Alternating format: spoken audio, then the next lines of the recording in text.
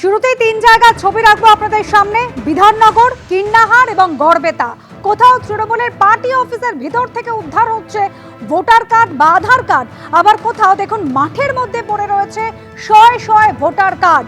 বিধাননগর এলাকায় তৃণমূলের party office, সেখানে একটি আলমারি রয়েছে এবং সেখান থেকে প্রচুর আধার কার্ড পাওয়া গেল। বিধাননগরের বাসন্তী দেবী কলোনির ঘটনা, তৃণমূলের পার্টি অফিস থেকে উদ্ধার হয়েছে 50টিরও বেশি আধার কার্ড।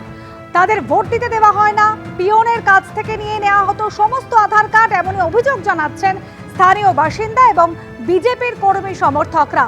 পরে তৃণমূলের পার্টি অফিস থেকে এই কার্ডগুলোকে উদ্ধার করে নিয়ে যায় পুলিশ।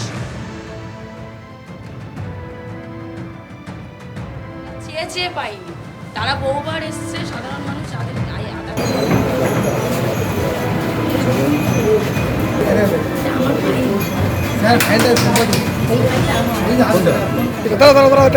দাঁড়াও